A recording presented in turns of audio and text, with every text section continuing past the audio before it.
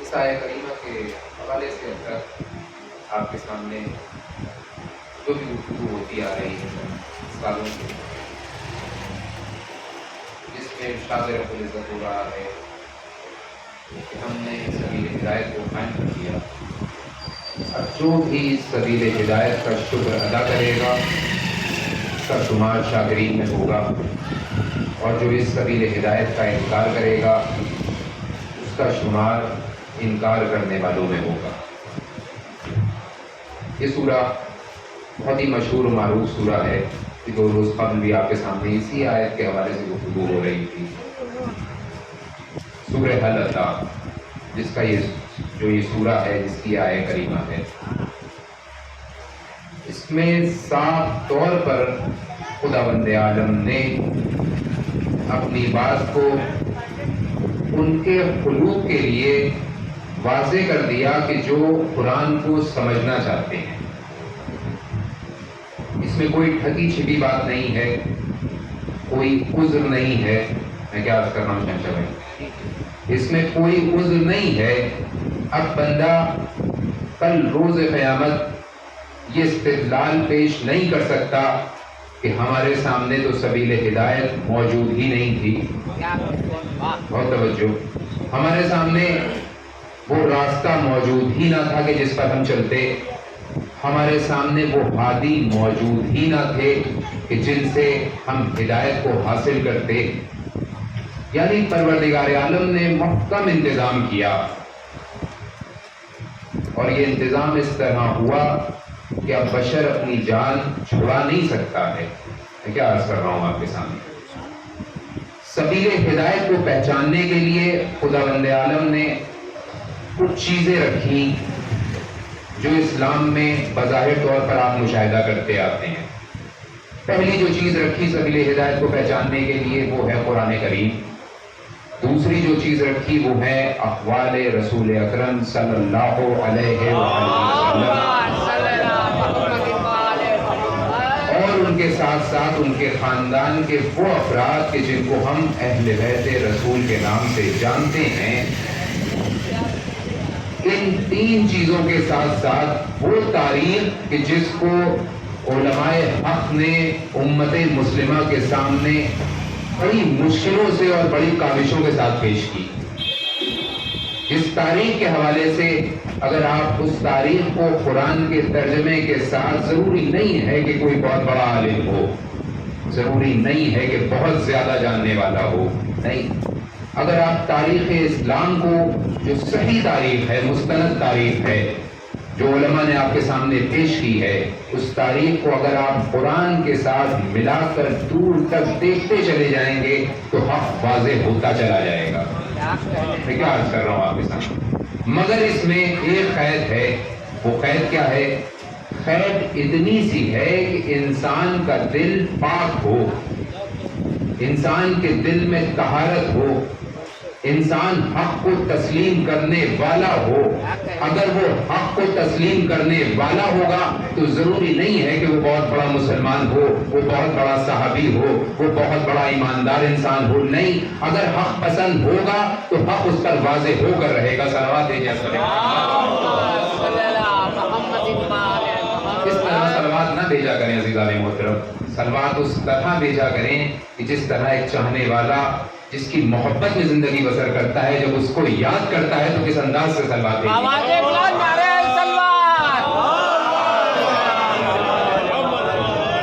اور صلوات کے حوالے سے گفتگو کروں آپ سے تو پوری تقریر ختم ہو جائے گی، یقین مانیے۔ صلوات وہ عظیم شے ہے، ایک عظیم تحفہ ہے ہمارے اور آپ کے لیے کہ سرکار رسالت نے ارشاد فرمایا کہ صلوات بھیجیں نا سرور کائنات نے ارشاد فرمایا کہ کائنات میں 2 طرح کے شیاطین ہیں. غور فرمائیں گے, کائنات میں 2 طرح کے شیاطین ہیں. ایک شیطان وہ ہے کہ جب آپ لا حول ولا قوت الا باللہ العلی العظیم پڑھتے ہیں تو وہ بھاگتا ہے. رسول اکرم نے ارشاد فرمایا کہ یہ شیاطین جنوں میں سے ہیں, جب آپ لاہور کا بیٹ کرتے ہیں تو یہ بھاگ جاتے ہیں. پھر سرکار رسالت نے ارشاد فرمایا کہ دوسری قسم کے شیاطین انسانوں میں سے ہیں, اور اگر ان کو بھگانا چاہتے ہو تو بلند آواز سے صلوات بھیجا کرو. صلوات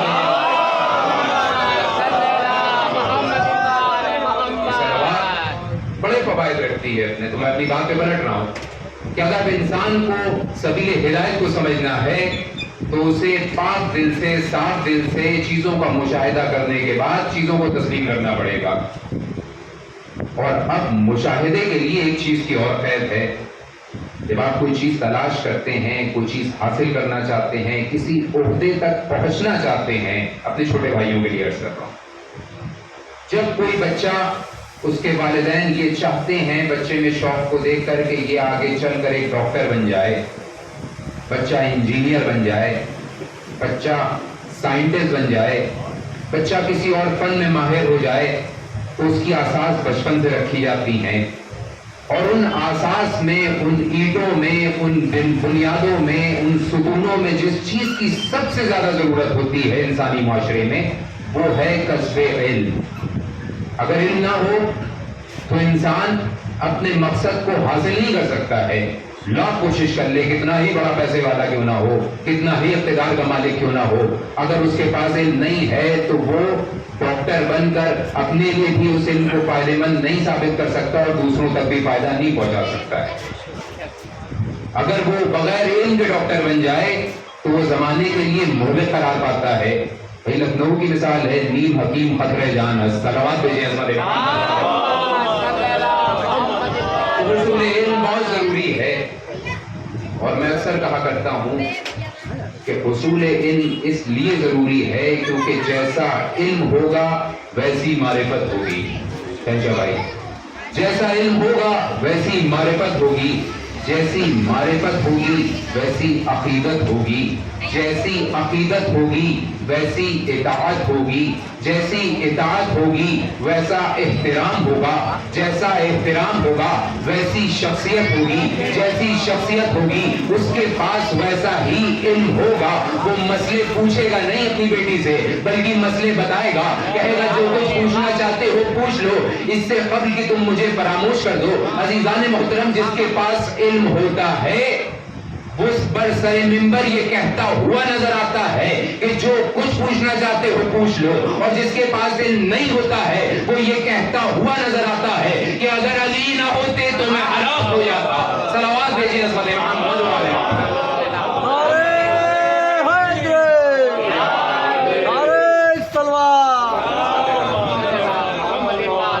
اسی لیے قرآن میں بنیادی و برتری جس چیز کو قرار دیا گیا ہے وہ علم ہے.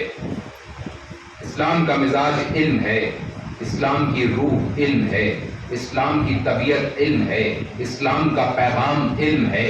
جتنی بھی آپ ترقی دیکھ رہے ہیں اس کائنات میں وہ علم کی وجہ سے ہے. آج انسان چاند کی سیر کر کے آ رہا ہے علم کے ذریعے, فضاؤں میں غوطۂ زن ہو رہا ہے علم کے ذریعے, سمندروں کے سینوں کو چاک کر کے تہ تک پہنچ رہا ہے علم کے ذریعے. آج انسان ایسی ادویات, دوائیں بنا رہا ہے کہ جن کے ذریعے سے انسان کی بقا ہو رہی ہے علم کے ذریعے. انسان جتنی بھی ترقی کر رہا ہے, بڑے بڑے مکانات بنا رہا ہے, بڑی بڑی بلڈنگیں بنا رہا ہے, بڑی بڑی روڈوں کی تعمیر ہو رہی ہے, آپ خود مشاہدہ کرتے ہیں, تو یہ سب ترقی جتنی بھی ہو رہی ہے وہ علم کے ذریعے ہو رہی ہے.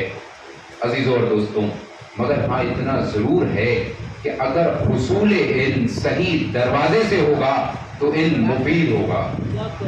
اگر علم کا حصول صحیح دروازے سے نہیں ہوگا تو یہ علم انسان کے لیے مہلک بنتا چلا جائے گا.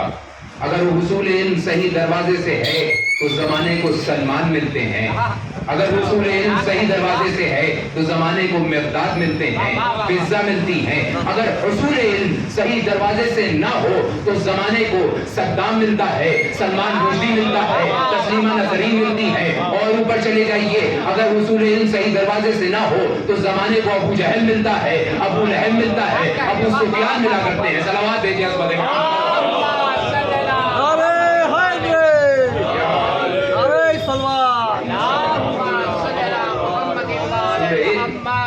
صحیح دروازے سے ہونا بے حد ضروری ہے، اگر صحیح دروازے سے نہیں ہے تو انسان کامیاب نہیں ہو سکتا۔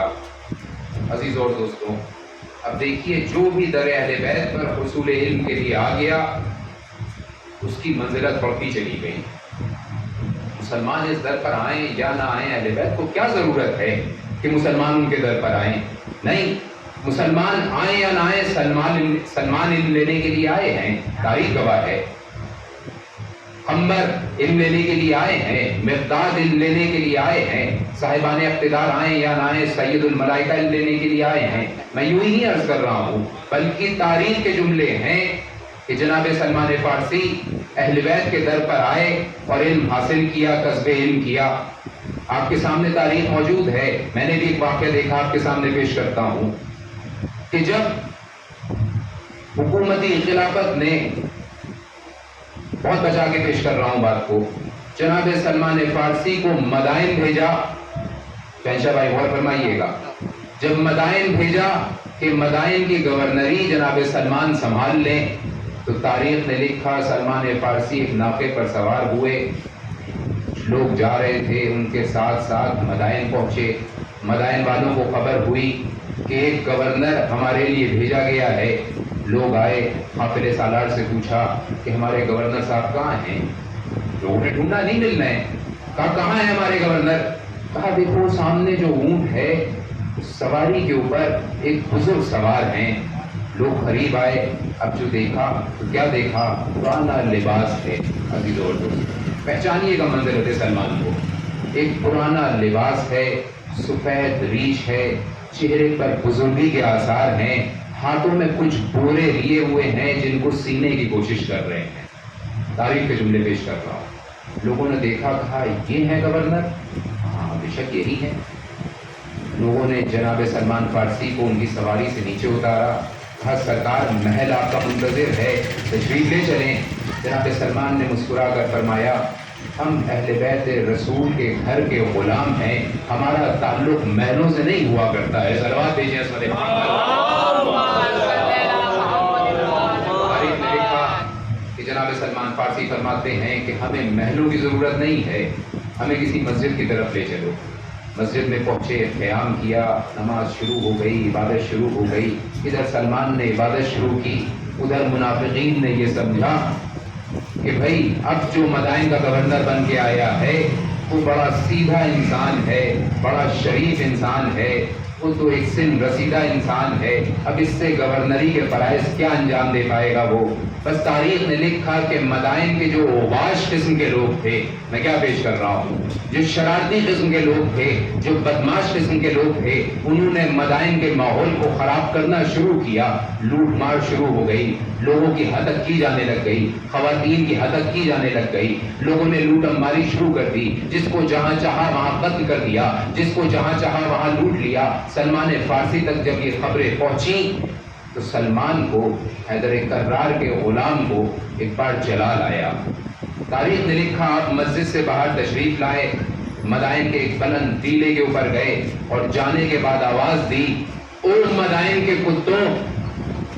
مجھے نہیں پتا جناب سلمان فارسی نے کسے خطاب کیا، مگر تاریخ کے جملے ہیں کہ ارشاد فرماتے ہیں او مدائن کے کتوں، دیکھو میں تمہیں مدائن کا محافظ قرار دیتا ہوں، اگر تم مجھے نہیں جانتے تو تم مجھے پہچان لو، میں سلمان فارسی ہوں، میں حیدر کرار کے در کا غلام ہوں، میں سرکار رسالت کا صحابی ہوں۔ تاریخ نے لکھا کہ سلمان نے عجیب جملے ارشاد فرمائے، کہتے ہیں کہ دیکھو جب وقت مغرب اور عشاء تمام ہو جائے، لوگ اپنی نمازوں کو تمام کر کے گھر کو چلے جائیں، تب اب اگر کوئی بھی مدائن مدائن کی گلیوں میں نظر آئے تو اے کتوں ان کو بخشنا نہیں بلکہ ان کے جسم میں سے ان کے گوشت کو ان کی ہڈیوں سے جدا کر دینا. بہت توجہ. تاریخ نے لکھا کہ سلمان فارسی نے یہ عجیب جملے ارشاد فرمائے. وہ اپنے جملوں کو ارشاد فرما کے مسجد چلے گئے. تاریخ نے لکھا کہ جب رات کی تاریکی ہوئی, نماز عشاء ختم ہوئی, مومنین اپنے گھروں کو واپس چلے گئے. پھر اوباش نکلے, بدماش نکلے, لوگوں نے پھر لوٹم ماری شروع کی, لوگوں کی حدت کرنے کی کوشش شروع کی. ادھر سے اوباشوں کا مجمع نکلا. تاریخ نے لکھا کہ مدائن کے تینوں سے کچھ کتے برآمد ہوئے جو ان اوباشوں کے مقابل میں کھڑے ہو گئے. تاریخ نے لکھا کہ ان کتوں نے کبھی کسی کے ہاتھ کو کاٹا, کسی کے پیر کو کاٹا, کسی کی ناک کاٹی. عزیزان محترم میں کیا پیش کر رہا ہوں آپ کے سامنے؟ تاریخ نے لکھا کہ جتنے قسم کے اوباش تھے سب کے سب زخمی ہوتے چلے گئے, مگر اس میں سے مومنین ایک بھی زخمی نہ ہوئے. میں ہاتھوں کو جوڑ کر عرض کروں کہ عزیزان محترم اگر خدا چاہتا ہے تو اپنے اس حقیر شے کو بھی اتنی استطاعت عطا کر دیتا ہے کہ کسے کاٹنا ہے کسے نہیں کاٹنا ہے. میں کیا عرض کر رہا ہوں؟ میرا جملہ یہ ہے, آپ کی سماعتوں کے حوالے کر رہا ہوں کہ یہ کتا عین النجس شے ضرور ہے, مگر اگر خدا اسے معرفت دے دے تو یہ کتا اتنا سمجھدار ہو جاتا ہے کہ اس کے اندر اتنی وقت پیدا ہو جاتی ہے کہ جب اسے بھونکنا ہوتا ہے تو احباب کی گلی میں بر وقت بھونکتا ہے. بہت توجہ. جب اسے کاٹنا ہوتا ہے تو مدائن کی گلیوں میں بر وقت کاٹتا ہے, اور جب یہ کتا وفاداری کے عالم میں آتا ہے تو اصحاب کہف کے ساتھ سوتا ہوا نظر آتا ہے. صلوات بھیجیے عصمت محمد والے.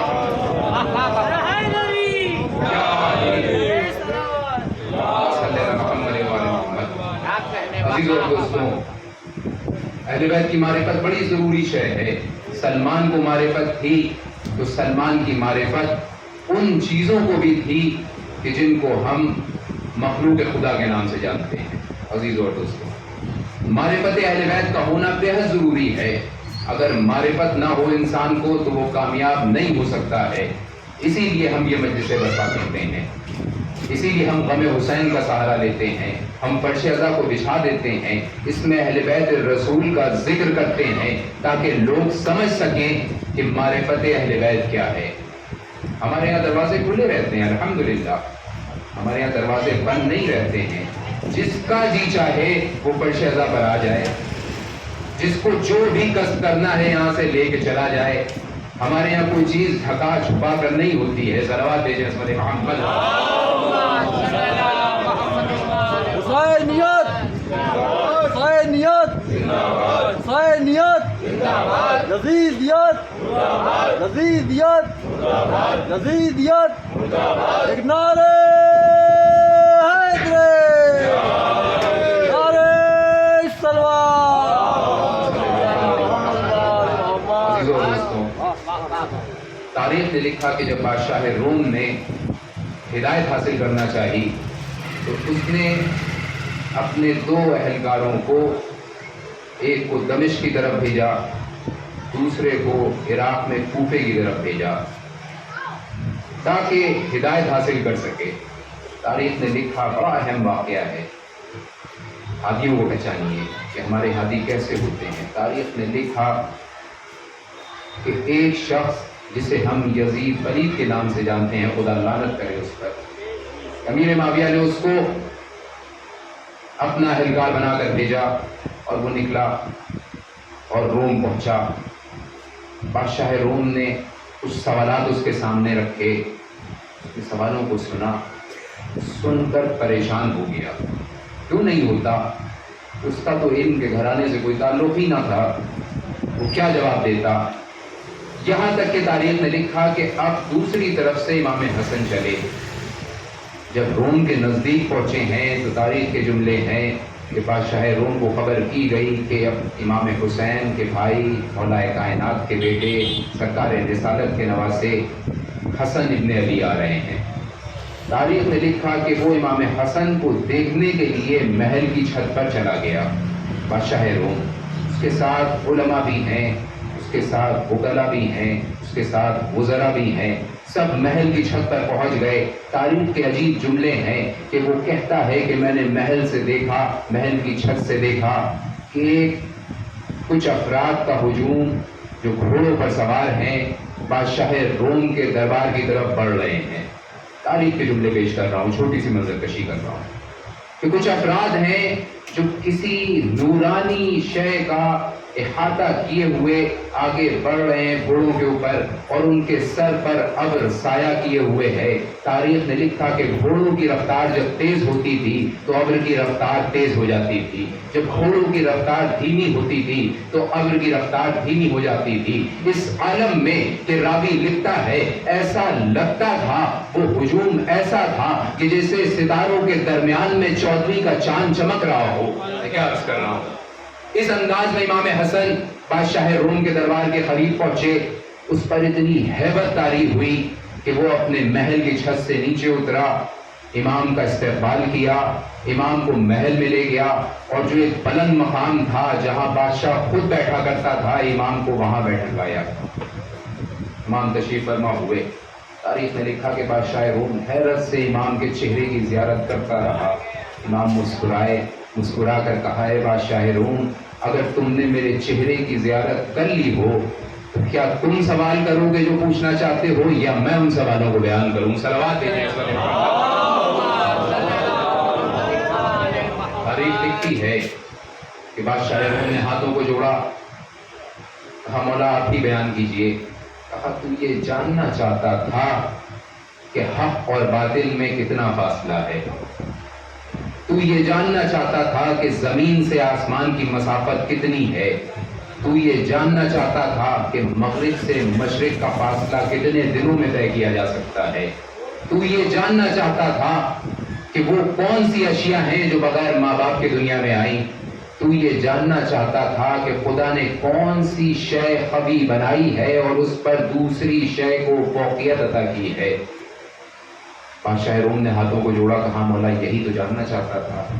کہا تو سن، حق اور باطل میں 4 انگلیوں کا فاصلہ ہے، جو کان سے سنا جائے وہ باطل ہوتا ہے، جو آنکھوں سے دیکھا جائے وہ حق ہوا کرتا ہے۔ صلوات دیجیے۔ پھر فرماتے ہیں کہ سن، زمین اور آسمان کی مسافت اتنی ہے کہ جب کسی پر ظلم ہوتا ہے اور وہ ظلم جس پر ہوتا ہے جب وہ فریاد کرتا ہے اپنے رب سے تو اس کی فریاد کو اس کا رب جتنی دیر میں سن لیتا ہے، یہی مسافت زمین اور آسمان کے درمیان کی ہے۔ مشرق سے مغرب کی مسافت اتنی ہے کہ جس کو ایک دن میں سورج طے کر لیتا ہے۔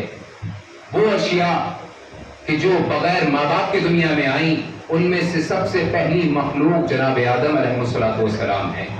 دوسری مخلوق وہ کوا ہے جو جناب حابیل کے قتل کے وقت برآمد ہوا۔ تیسرا وہ عصا ہے جو جناب موسیٰ کے حوالے کیا گیا۔ پھر میرے مولا ارشاد فرماتے ہیں کہ دیکھو خداوند عالم نے پتھر کو سب سے سخت شے بنایا اور اس پر جو فوقیت عطا کی گئی وہ لوہے کو عطا کی گئی۔ میں کیا عرض کر رہا ہوں آپ کے سامنے عزیزوں اور دوستوں، پتھر کو سخت بنایا مگر پتھر سے سخت تر لوہے کو بنایا کہ لوہا اس پتھر کو توڑ دیتا ہے۔ لوہے سے سخت تر آگ کو بنایا کہ آگ اسے گلا دیتی ہے۔ آگ سے زیادہ قوی تر پانی کو بنایا کہ وہ اسے بجھا دیتا ہے۔ پانی سے زیادہ قوی تر ہوا کو بنایا کہ وہ اسے اپنے دوش پر بلند کرتی ہے اور کائنات میں جہاں چاہتی ہے وہاں برساتی ہے۔ پھر فرمایا اس ہوا سے قوی تر اس ملک کو بنایا جو اس ہوا کو مسخر کرتا ہے۔ اس ملک سے زیادہ قوی تر اس ملک کو بنایا کہ جو اس ملک کی روح کو قبض کرتا ہے۔ اور اس ملک الموت سے زیادہ قوی تر خدا کا حکم ہے اور خدا کا امر ہے۔ اور خدا کا امر سنو اے بادشاہ روم، خدا کا امر ہم ہے، اہل بیت علیہم السلام ہے کہ ہم سے خدا کا امر صادر ہوتا ہے۔ صلوات دیجیے۔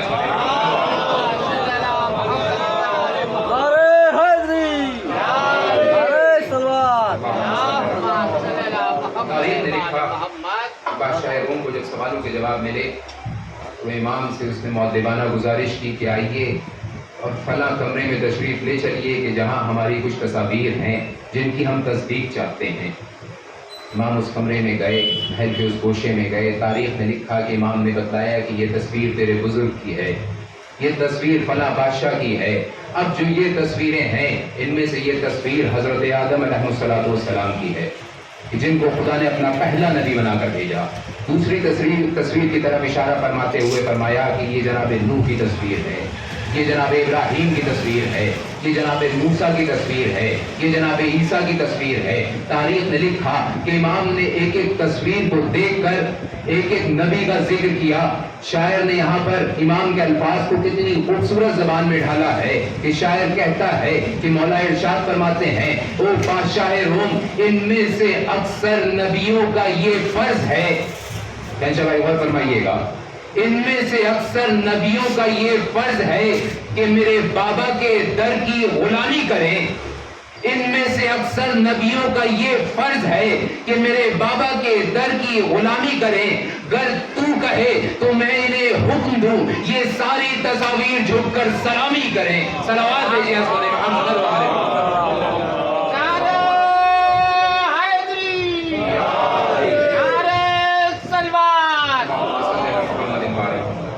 عزیزوں اور دوستوں, یہ ہے ہدایت کی سبیل. اب جسے بھی ہدایت حاصل کرنا ہو اسے در آل محمد پر آنا ہوگا. بغیر در آل محمد کے ہدایت حاصل نہیں ہو سکتی ہے. کیوں نہیں ہو سکتی ہے؟ اس لیے نہیں ہو سکتی ہے کہ خدا بند عالم نے انہی کو وہ علم عطا کیا ہے کہ جن کے ذریعے سے کائنات منور ہوتی ہے. کائنات اپنے کمال پر پہنچے گی اگر ہدایت کے ذریعے سے. کائنات اگر انسان کامل بنے گا اس کائنات میں تو اہل بیت کے ذریعے سے. بغیر اہل بیت کے انسان کامل انسان نہیں بن سکتا ہے. کیوں؟ اس لیے کیونکہ نبی نے ارشاد فرمایا علی مع القرآن والقرآن مع علی. علی قرآن کے ساتھ ہیں اور قرآن علی کے ساتھ ہے. عزیزوں اور دوستوں, یہی دو ذریعے ہیں کہ جن سے ہدایت حاصل ہو سکتی ہے. یا تو قرآن سے حاصل کرو یا علی سے اہل بیت سے حاصل کرو. کیوں؟ کیونکہ جس انسان نے توحید کا تعارف اور نبوت کا تحفظ بیک وقت کیا اسے علی کہتے ہیں. علی کائنات میں عظیم بھی ہیں اور معظم بھی ہیں. علی کریم بھی ہیں اور مکرم بھی ہیں. علی لائق احترام بھی ہیں اور محترم بھی ہیں. علی صفدر بھی ہیں, علی حیدر بھی ہیں. علی کے بغیر نہ 4 مکمل ہوتے ہیں نہ 5 مکمل ہوتے ہیں. میں کیا عرض کر رہا ہوں, علی کو سمجھنا ہے تو ذہن میں بلندیاں ہونی چاہیے. علی کو سمجھنا ہے تو میزم جیسے بنو. علی کو سمجھنا ہے تو سلمان جیسی حیثیت کو اختیار کرو. علی کو سمجھنا ہے تو مقداد جیسے بنو. اسی لیے نبی نے ارشاد فرمایا علی قرآن کے ساتھ ہیں اور قرآن علی کے ساتھ ہے. عزیزان محترم, اگر علی کو سمجھنا ہے تو قرآن کو سمجھیے, قرآن کو سمجھنا ہے تو علی کو سمجھیے. یہ دونوں الگ الگ شے نہیں ہیں, یہ دونوں جدا جدا شے نہیں ہے. قرآن بھی پاک ہے, علی بھی پاک ہے. قرآن بھی طیب ہے, علی بھی طیب ہے. قرآن بھی ہادی ہے, علی بھی ہادی ہے. قرآن بھی رہبر ہے, علی بھی رہبر ہے. قرآن بھی نور ہے, علی بھی نور ہے. میں کیا عرض کر رہا ہوں, میں آپ کے سامنے عرض کر رہا ہوں کہ قرآن بھی نور ہے, علی بھی نور ہے. قرآن بھی نازل ہوا, علی کعبے میں پیدا ہوئے. قرآن میں سورہ توحید ہے, علی اللہ کی بیدانیت کی سند ہے. قرآن میں سورہ آل عمران ہے, علی فرزند عمران ہے. قرآن میں سورہ قل هو اللہ احد ہے, علی اللہ کی بیدانیت کی سند ہے. قرآن میں سورہ کوثر ہے, علی ساقی کوثر ہے. قرآن میں سورہ قل هو اللہ احد ہے, علی اللہ کی بیدانیت کی سند ہے. قرآن میں سورہ مومنون ہے, علی امیر المومنین ہے. قرآن میں سورہ منافقون ہے, علی قاتل منافقین ہے. جو قرآن سے منہ موڑے گا وہ کافر کہلائے گا, جو علی سے منہ موڑے گا وہ بھی کافر کہلائے گا. جو قرآن سے منہ موڑے گا وہ جہنم میں جائے گا, جو علی سے منہ موڑے گا وہ بھی جہنم میں جائے گا. سمجھو علی کی فضیلت کو, علی کے مرتبے کو, علی کی بلندی کو. یہی تو ہوا کہ شب ہجرت علی بستر رسول پر چین سے سوتے رہے. مشرکین سمجھ نہیں پا رہے تھے کہ کون سو رہا ہے, رسول سو رہے ہیں یا علی سو رہے ہیں. عزیزان محترم, مشرکین یہ نہیں سمجھ پا رہے تھے کہ کون سو رہا ہے, رسول سو رہے ہیں یا علی سو رہے ہیں. بھائی سمجھتے بھی تو کیسے سمجھتے, کیسے سمجھتے؟ 3 پردوں میں جو تھے علی, میں بڑی عظیم بات پیش کر رہا ہوں. مشرکین سمجھ نہیں پا رہے تھے کہ رسول سو رہے ہیں یا نبی سو رہے ہیں. بھائی سمجھتے تو کیسے سمجھتے؟ 3 پردوں میں جو تھے علی، ایک رات کا پردہ تھا، دوسری دیوار کا پردہ تھا، تیسری چادر کا پردہ تھا. بھائی پڑھنا میرا کام ہے، سمجھنا آپ کا کام ہے. مجھے نہیں معلوم کہ آپ کی نگاہوں کے سامنے کون سا پردہ ہے. علی 3 پردوں کے درمیان تھے. ایک رات کا پردہ تھا، دوسری دیوار کا پردہ تھا، تیسری چادر کا پردہ تھا. سمجھ میں یہ آیا کہ اگر علی کو سمجھنا ہے تو نگاہوں سے تینوں پردوں کو ہٹا کر محمد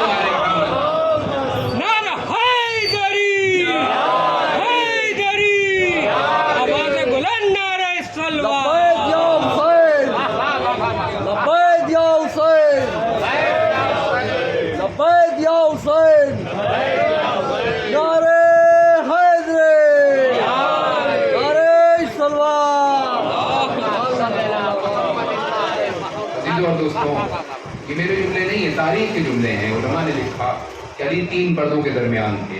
ایک رات تھی، رات بڑی تاریخ تھی، دوسری دیوار تھی، تیسری چادر رسول تھی. علی چین سے سوتے رہے. علی ایک رات خاموش سوئے. میرے بزرگ آیت اللہ سید حمید الحسن صاحب کا جملہ عرض کر رہا ہوں آپ کے سامنے. شب ہجرت ہمارے دادا بیان کرتے ہیں کہ علی ایک رات سوئے تو مرضی معبود خرید لی. ایک رات علی، پوری زندگی میں اگر علی کسی رات سوئے تو شب ہجرت سوئے. ایک رات سوئے تو اس طرح سوئے کہ مرضی معبود خرید لی. اگر علی ایک رات خاموش ہو جائیں تو مرضی معبود خرید لیتے ہیں. اگر علی 25 سال خاموش رہ جائیں، سلوات بھیجیں اسمت محمد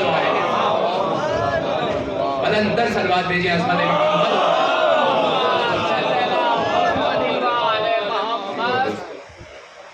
علی قرآن کے ساتھ ہیں اور قرآن علی کے ساتھ ہے.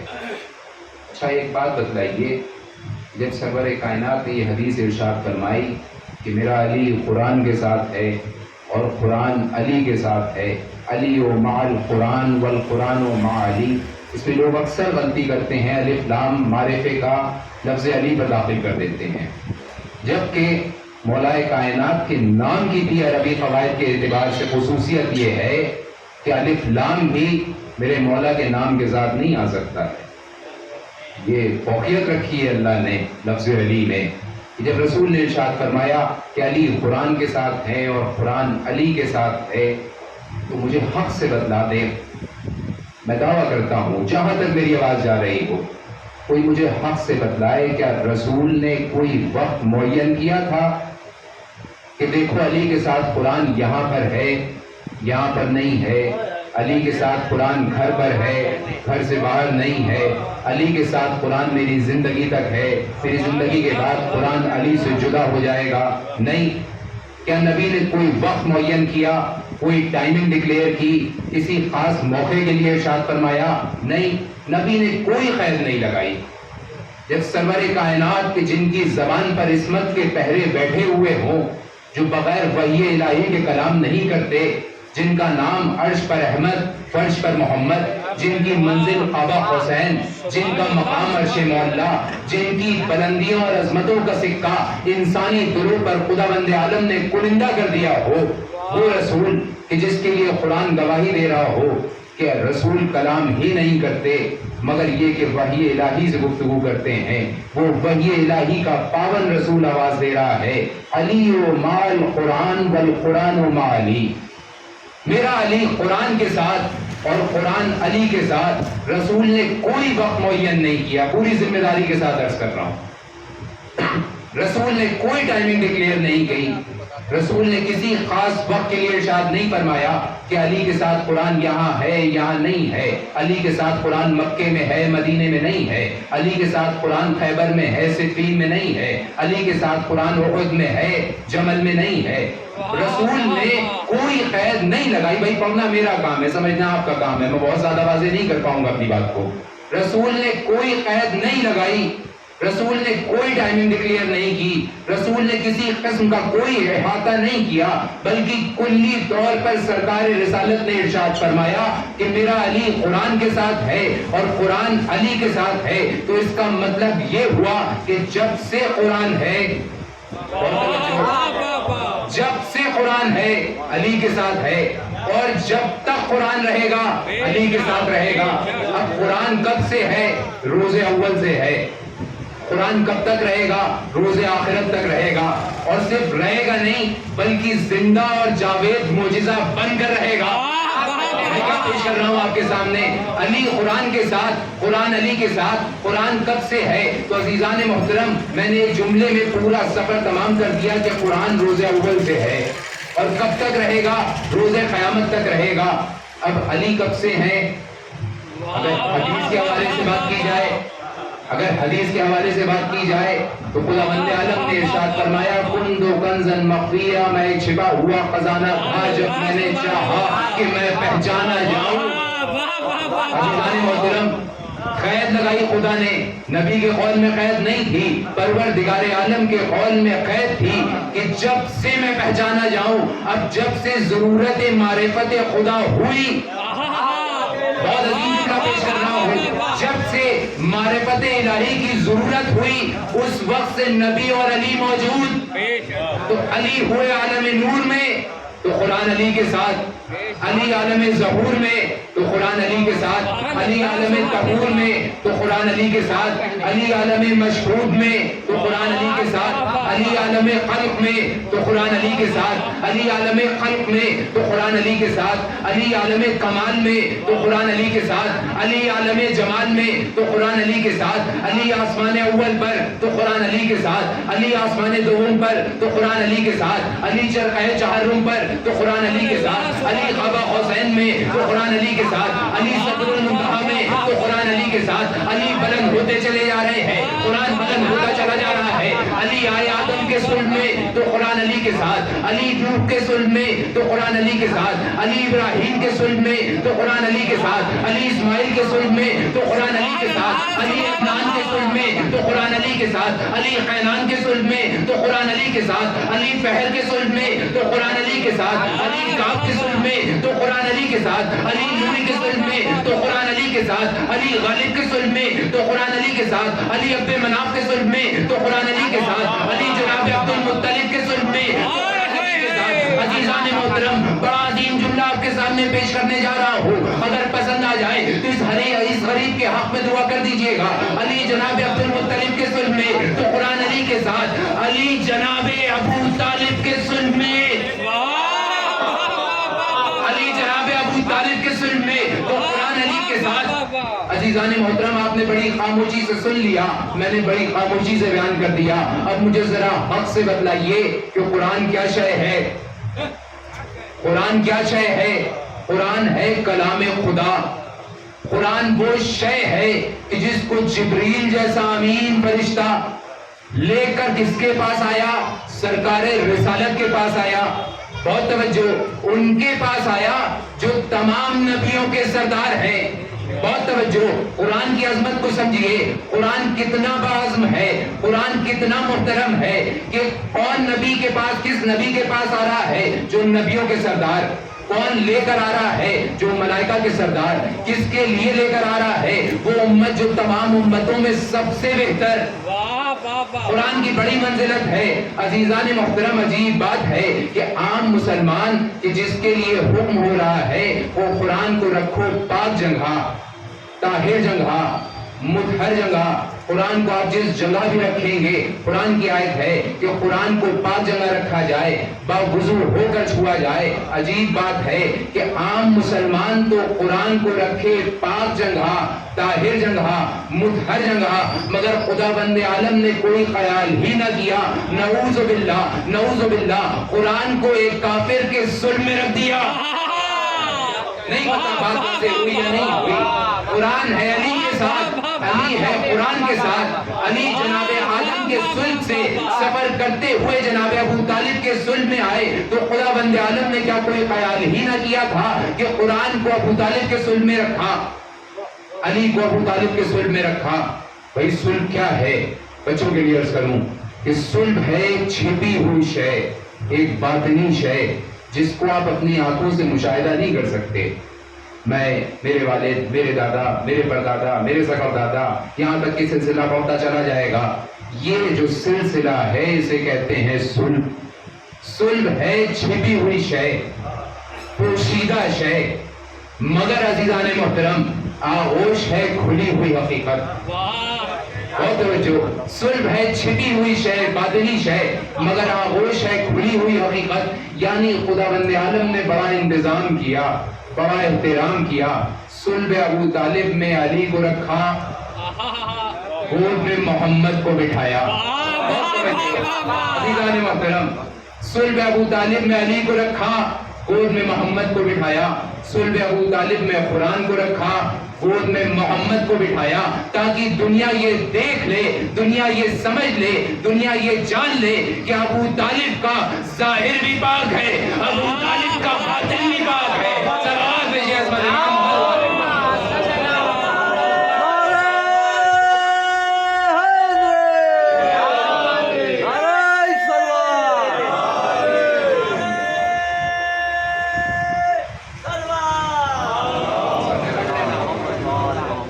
خداوند عالم نے کائنات کے تمام سے بات کو سمیٹا اور سرکار ابو طالب کے حوالے کر دیا. ابو طالب کے صلب میں علی ہیں، گود میں آغوش میں محمد ہیں. عزیزان محترم، رک کر جی چاہتا ہے کہ جناب ابو طالب کے متعلق دو جملے آپ کے سامنے عرض کروں کہ ابو طالب کس ہستی کا نام ہے، کس باروج شخصیت کا نام ہے ابو طالب.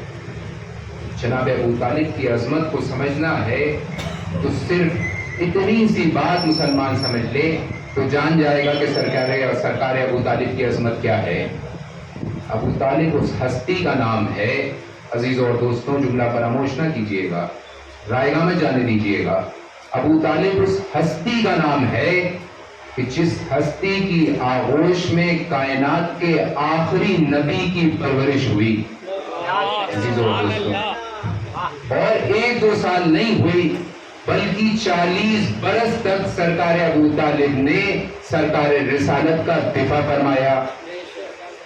جب تک سرکار ابو طالب زندہ رہے عربوں کی ہمت نہ ہوئی کہ کوئی آنکھ اٹھا کر سرکار رسالت کی طرف دیکھ لیتا. یہ سرکار ابو طالب کی عظمت ہے. مگر اب میں بات کو پیش کروں آپ کے سامنے کہ یہ بتلائیے کہ جب جناب ابو طالب نے سرکار رسالت کی پرورش کی تو کیا بدلے میں خدا سے کچھ مانگا؟ میں کیا عرض کر رہا ہوں، ابھی بات واضح ہو جائے گی. جناب آسیہ زن فرعون، جب اس نے جناب موسیٰ کی پرورش کی 2 سال یا 6 سال، اس سے زیادہ کی مدت نہیں ہے. جناب آسیہ بڑی محترم خاتونہ ہیں. جب انہوں نے جناب موسیٰ کی پرورش کی اور یہ 2 سال یا 6 سال کا عرصہ تمام ہو گیا تو ہاتھوں کو بارگاہ خداوندی میں بلند کیا. اے پروردگار، میں نے تیرے نبیوں میں سے ایک نبی کو پالا ہے، لہٰذا مجھے اجر عظیم عطا فرما.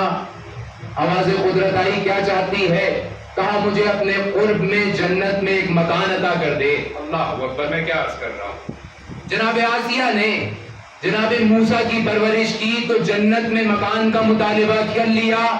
کتنے برس پالا تھا؟ 2 برس یا 6 برس؟ پوری ذمہ داری سے عرض کر رہا ہوں کہ جناب آسیہ نے پرورش کی جناب موسیٰ کی تو اپنا فائدہ دیکھتے ہوئے جنت میں مکان کا مطالبہ کر لیا.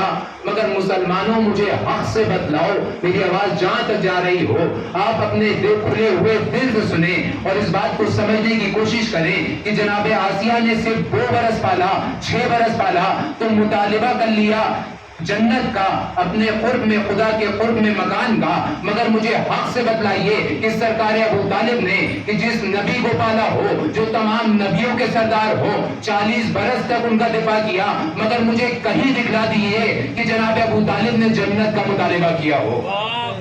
عزیزوں اور دوستوں، جناب ابو طالب نے جنت کا مطالبہ نہیں کیا. کیوں نہیں کیا؟ اس کی بھی وجہ ہے. اس کی وجہ یہ ہے کہ مانگی وہ چیز جاتی ہے جو انسان کے پاس موجود نہ ہو. بہت توجہ، مانگی وہ چیز جاتی ہے، عقل و دانش سے دور بات ہے کہ میں وہ چیز مانگوں آپ سے جو میرے پاس موجود نہ ہو۔ میری پیشانی پر یہ حق کے قطرات آ رہے ہیں، میرے ہاتھ میں رومال موجود ہے، میں آپ میں سے کسی سے نہیں کہوں گا کہ مجھے رومال دے دیے، یہ رومال میرے پاس ہے، میں نے اپنی پیشانی کو صاف کر لیا۔ یہ تھی مثال۔ انسان کے پاس جو چیز ہوتی ہے وہ اس کا مطالبہ نہیں کرتا۔ آسیہ کے پاس جنت موجود نہیں تھی تو جنت کا مطالبہ کیا، ابو طالب کا گھر تو خود ہی جنت تھا۔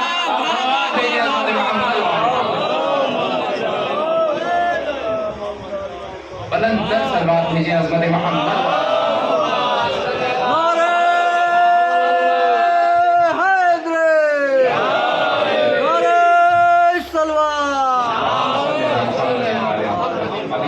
ثابت کرے دیتا ہوں کہ ابو طالب کا گھر جنت کس طرح ہے، واقعے کو چھوڑتے ہوئے صرف جملے عرض کر رہا ہوں۔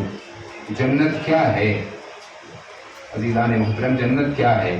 کسے کہتے ہیں جنت؟ جنت وہی تو ہے نا کہ جب چاہے انسان اس فرش پر اس گھر میں بیٹھ کر جنت کی غذا حاصل کر لے تو جنت ہے۔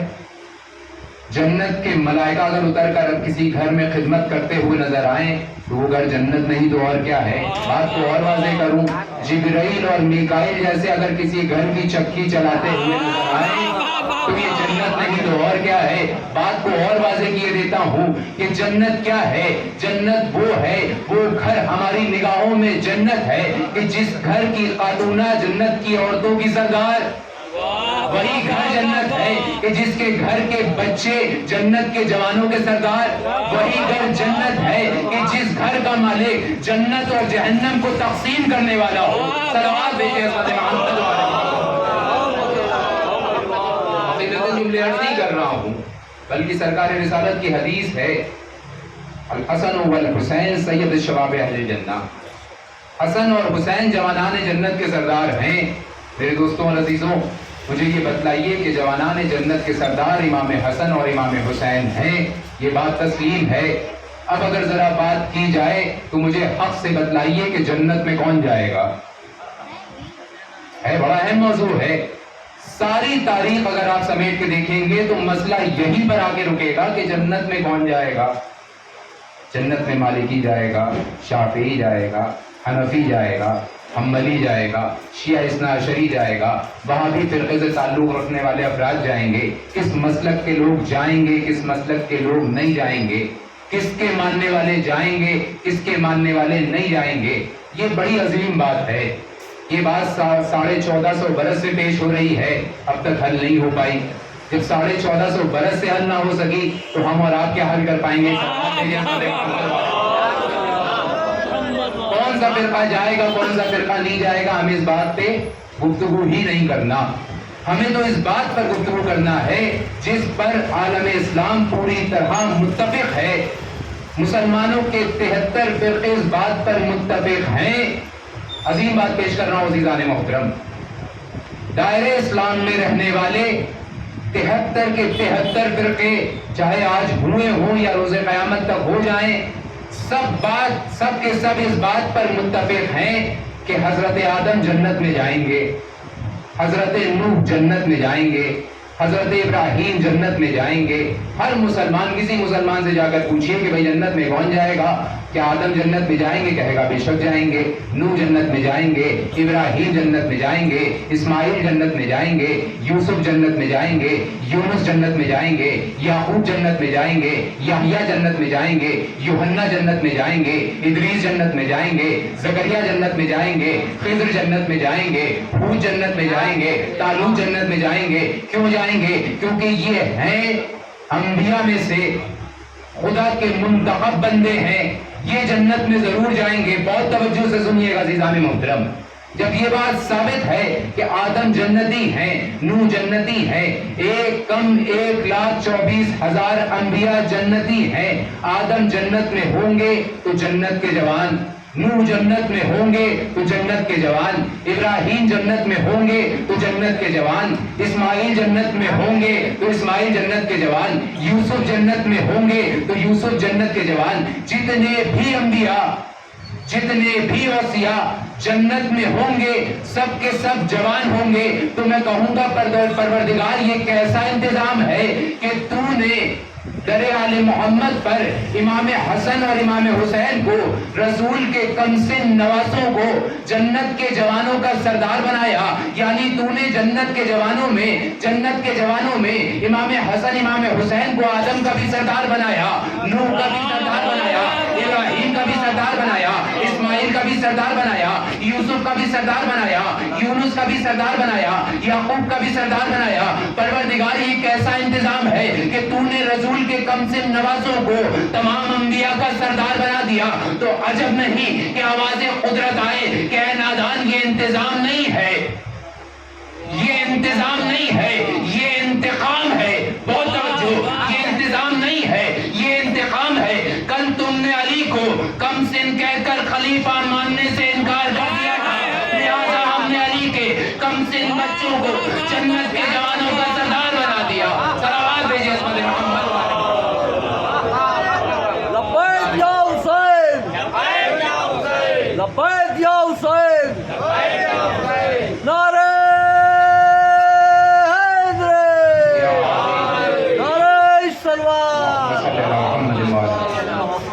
بلند نعرے سلوات بھیجیں آپ. جسے بھی علم حاصل کرنا ہے, جسے بھی ہدایت حاصل کرنی ہے, اسے در آل محمد پر آنا پڑے گا, کیونکہ رسول نے علی کو ان کے شہر کا دروازہ قرار دیا ہے. اور جتنی بھی چیزیں آپ کو شہر میں مل سکتی ہیں, اگر ان شہر کی چیزوں سے فائدہ اٹھانا ہے تو در آل محمد پر آنا ہوگا. مگر عزیزان محترم, بات کو مختصر کرتے ہوئے اتنا عرض کروں کہ جہاں رسول نے کسب علم کے لیے یہ دروازہ دکھایا تھا, وہاں امت مسلمہ نے لکڑیاں رکھ دی اور ان کو آگ لگائی گئی. شہزادی پر جلتا ہوا دروازہ گرایا گیا. جناب محسن کی شہادت شہزادی کے شکم میں واقع ہو گئی, مگر یہ ظلم جو تھا یہ رکا نہیں, یہ خاموش نہیں ہوا. مولا کائنات کو ضربت لگائی گئی, امام حسن کو زہر دیا گیا, اور یہ ظلم جب جوان ہو کر اور آگے بڑھا تو مقتل کربلا میں اس طرح حسین ابن علی کے سامنے آیا کہ حسین کی آغوش میں موجود 6 مہینے کے لال کو ذبح کر دیا گیا, نہر کر دیا گیا. جناب علی اکبر ہم شکل پیغمبر کے اس طریقے سے نیزہ لگا کہ آپ کی شہادت واقع ہو گئی. عزیز و عباس جیسے وفادار بھائی کے بازو قلم کر دیے گئے, آپ کی آوازیں بلند ہو گئی ہیں. میں سمجھ رہا ہوں کہ اس جگہ اس مقام پر بڑی مشکل ہے کہ لوگ آ رہے ہیں, لوگ جا رہے ہیں, مگر عزیزان محترم میں کس طرح بات کو پیش کروں کہ وہ کربلا کا میدان تھا کہ جہاں پر لوگ آ بھی رہے تھے, لوگ جا بھی رہے تھے, مگر حسین ابن علی کی فریاد سننے والا کوئی نہیں تھا. ہمارے اور آپ کے امام آواز دے رہے تھے کہ ہے کوئی جو میری نصرت کو آئے, ہے کوئی جو میری مدد کو آئے, مگر کوئی لبیک نہیں کہہ رہا تھا. عزیزوں, اس عالم میں جب امام حسین کو شہید کیا جا چکا, وہ مصائب آپ سنتے آ رہے ہیں, روز ایام عزا میں آپ مصائب سن رہے ہیں. جب امام حسین کی شہادت واقع ہو گئی تو یہ ظلم اور آگے بڑھا, اور امام کی شہادت کے بعد امام کے گھرانے کے جو افراد تھے ان پر مظالم کا سلسلہ اس طرح جاری کیا گیا کہ سکینہ بنت الحسین کے تماشے لگائے جاتے تھے. زینب ام کلثوم کی چادریں چھین لی گئیں, سید سجاد کو ہتھکڑیوں بیڑیوں میں راستہ کر دیا گیا. ہمارا آپ کا بیمار امام کس طرح کربلا سے کوفے اور کوفے سے شام ان بیویوں کے ساتھ روانہ ہوئے کہ جن بیویوں کو کبھی سورج نے نہ دیکھا ہو, چاند نے جن کا چہرہ منور نہ دیکھا ہو, ان بیویوں کو کس طریقے سے بازار سے بازار, دربار سے دربار پھرایا جاتا رہا. عزیزوں, وہ تاریخ ابھی آپ آگے سنیں گے کہ جب جناب سکینہ کی شہادت کی تاریخ آئے گی. میں نے ایام میں جناب سکینہ کی مصائب, جناب سکینہ کی جو مصائب ہیں وہ بیان کرتا ہوں مجلسوں میں, تاکہ لوگ سمجھیں کہ حسین کے گھر کے افراد پر کس طریقے کا ظلم ہوا. آپ کے لیے نہیں عرض کرتا ہوں, جہاں تک آواز جا رہی ہو. سکینہ بنت الحسین جن کا سن 3 برس سے 4 برس کا علماء نے لکھا، مورخین نے لکھا، وہ سکینہ جب زندان شام میں آراستہ ہوئی، قید ہوئی، تو کس انداز سے قید ہوئی کہ زندان شام کے دروازے پر بیٹھ جاتی تھی، بچوں کو جمع کر لیتی تھی، اور وہ معصومہ کہ جو 3 برس کی معصومہ ہے، حسین ابن علی کی فرش عزا بچھا کر بیٹھتی تھی اور مصائب کربلا کو عام کرتی تھی۔ ارے ہماری جانیں قربان ہو جائیں جناب سکینہ پر۔ ارے سکینہ بنت الحسین نے حسین ابن علی کے وہ مصائب دمشق میں بیان کیے کہ کائنات میں آج تک کوئی ایسے مصائب بیان نہیں کر سکتا ہے۔ عزیزو سکینہ مصائب بیان کرتی تھی، بچے گریا کرتے تھے، جب رات ہو جاتی تھی بچے اپنے گھروں کو پلٹ جاتے تھے تو سکینہ پھوپھی اماں سے پوچھتی تھی، اے پھوپھی اماں بچے اپنے گھروں کو چلے گئے، پرندے اپنے آشیانوں کو چلے گئے، اے پھوپھی اماں یہ بتلائیے کہ ہم کب اپنے گھر جائیں گے؟ جزاکم ربکم خیر الجزا۔ خدا آپ کو کوئی غم نہ دکھائے سوائے غم آل محمد کے۔ شہزادی سمجھاتی تھی، بتلاتی تھی۔ حادث و تاریخ نے لکھا کہ سکینہ جب رات ہوتی تھی تو شدت کرب بڑھ جاتا تھا۔ اپنے بابا کے سینے کو یاد کر کے سکینہ بہت گریا کرتی تھی۔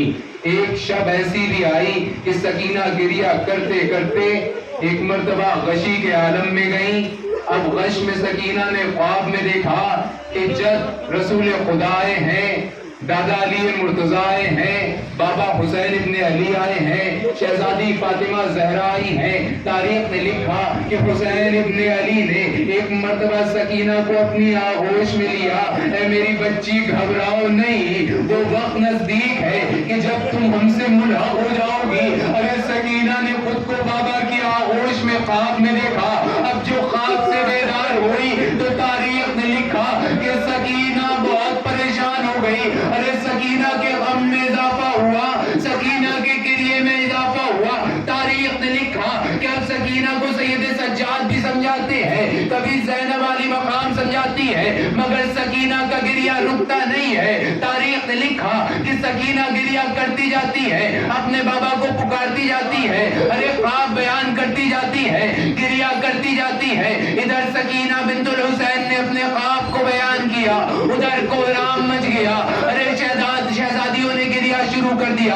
تاریخ نے لکھا کہ جب ان گریے کی آوازوں کو بلند ہوتے ہوئے یزید نے دیکھا تو کہتا ہے یہ گریہ کیوں ہو رہا ہے؟ تاریخ نے لکھا کہ لوگوں نے کہا کہ سکینہ بنت الحسین نے اپنے بابا کو خواب میں دیکھا ہے۔ جب سے سکینہ نے اپنے بابا کو خواب میں دیکھا ہے سکینہ کا گریہ خاموش نہیں ہوتا۔ یزید ملعون کہتا ہے کہ اچھا سکینہ اپنے بابا سے بہت محبت کرتی ہے، سکینہ نے اپنے بابا کو خواب میں دیکھا تو اتنا بے قرار ہو گئی۔ اگر سکینہ اپنے بابا کے کٹے ہوئے سر کی مکمل زیارت کر لے تو سکینہ کتنی بے قرار ہوگی۔ بس تاریخ نے لکھا کہ امام حسین کا سر بریدہ ایک تشت میں رکھا گیا۔ مجھ میں طاقت نہیں ہے بیان کرنے کی، عزیزو رو لیجئے، گریہ کر لیجئے۔ سکینہ کے سامنے وہ سر کس طرح پیش کیا گیا کہ تشت میں امام حسین کے سر کو رکھا گیا، ارے تشت پر ایک پارچے سے سر کو ڈھانک دیا گیا۔ لوگ لے کر سکینہ کے پاس آئے، جب وہ سر سکینہ کو پیش کیا گیا تو وہ ننھی معصومہ نہیں جانتی تھی کہ تشت میں کیا ہے۔ ارے ظالموں نے جیسے ہی سر سے اس کپڑے کو ہٹایا، ارے زمانے کے بعد 3 برس کی بچی نے، 4 برس کی بچی نے اپنے بابا کے کٹے ہوئے سر کو دیکھا۔ ارے حسین کے سر کے اوپر، لبوں کے اوپر لب سکینہ نے رکھ دیے، فرماتی تھی اے میرے بابا، ارے دشمنوں نے تمہارا کیا حال کر ڈالا، اے بابا سکینہ کو تمہارے سینے کے بغیر نیند نہیں آتی۔ اسباب مقاتل لکھتے ہیں کہ سکینہ بیان کرتے کرتے خاموش ہو گئی۔ ارے سید سجاد آگے بڑھے، اے میری بہن تم تو اس دنیا سے چلی گئی، تمہارا بھائی کیا کرے گا؟ تاریخ نے لکھا کہ زندان شام میں ایک ننھی سی لہد تیار کی گئی۔ سید سجاد چاہتے تھے کہ سکینہ کو لہد کے حوالے کرے، ارے 2 ہاتھ بلند ہوئے، لاؤ سید سجاد لاؤ، میری بچی کو میرے حوالے کر دو۔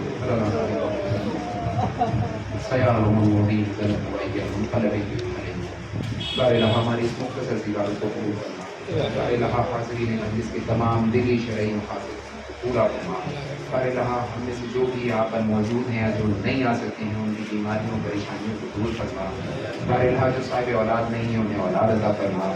بار الہ ہمارے امام کے ظہور میں تاجیل عطا فرما. مقامات مقدسہ کا دفاع فرما.